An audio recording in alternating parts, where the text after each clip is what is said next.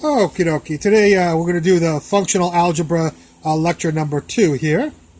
So we'll get started here. Now let's look at this side over here. Try to keep you from being distracted with that. We're going to look at today is, before we did like x cubed, we're going to put a constant in front and see how that changes the equations.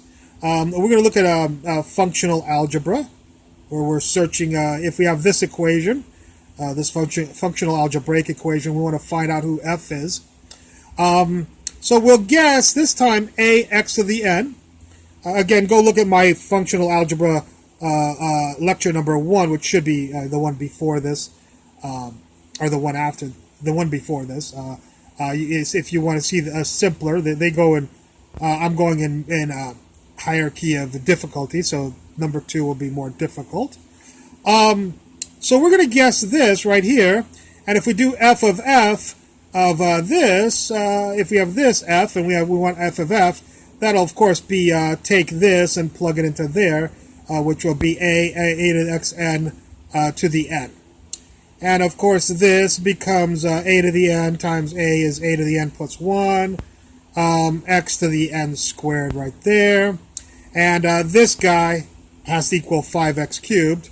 So this guy has to equal 5x cubed. The first thing we'll notice is that the n squared on the x, power of x, has to equal the 3 on the power of x. So n squared equals 3. So n equals the square root of 3 and negative square root of 3. The next thing we'll notice is that a to the n plus 1 is the coefficient here, and 5 is the coefficient here. So a to the n plus 1 has to equal 5. And so a to the a equals 5 to the 1 over n plus 1, basically taking the n plus 1 root of 5. So now that we know a and we know n, we can tell you who the f is. F is equal to a, 5 to the 1 divided by the square root of 3 plus 1. The plus 1 is outside the square root of 3, of course. Times x to the square root of 3. That's for the positive square root of 3. For the negative square root of 3, of course, it's going to be the same, except right there where there's a square root of 3, there'll be a negative square root of 3, and right there where there's a square root of 3, there'll be a negative square root of 3.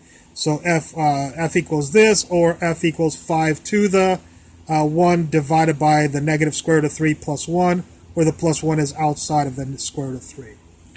Okie dokie. We're going to do what we did in the last lecture, and that is generalize. We don't want to have to go through this all the time. We want to make a formula that solves all of these types. So what we're going to do is here's our functional algebraic equation. F of f is equal to y x to the z, where y and z are constants, real constants, of course. So we'll guess that f is equal to a to the xn, just like we did over here. And so just like we had over here, we had a to the n plus 1, and I just caught a mistake. I apologize. This is supposed to be x. I'm getting ahead of myself. X to the n squared. So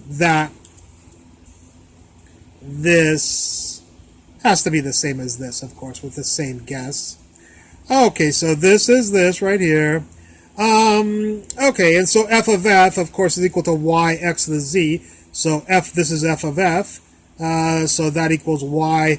Yeah, here's another mistake. Boy, I was making them bad before. Okay, there's the y, there's the x, and there's the z. Getting the z happy.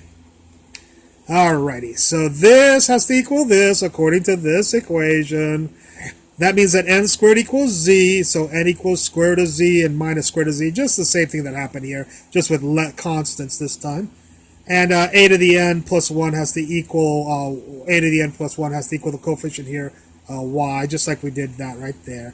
And of course, solve for a here. We'll take the root, 1 over n plus 1, y to the 1 over n plus 1. So we have a, we have n, so we can write our functions. F is equal to, remember we guessed a, so a is y to the n to the square root of n plus 1 n, though, is going to be the square root of z. We'll do first. So we'll get 1 divided by the square root of z plus 1, where the plus 1 is outside of the square root. And then it'll be x to the n. So x to the n is z again. We're doing it for this solution. Or we have to do it for n equals negative square root of z. So f will equal a will equal y, 1 over n plus 1, 1 over n is negative square root of z plus 1 is 1. I just wrote those backwards. That's fine. And then f equals x to the n, so x to the n negative z. So either this is the solution or this is the solution right here. All right. Again, I'm making these lectures nice and short and breaking them apart. So I hope you enjoyed this lecture. Look in the description for any errata, any more mistakes. I think I caught all the mistakes, hopefully. But if you catch any, put them in the comments. Thank you very much for watching.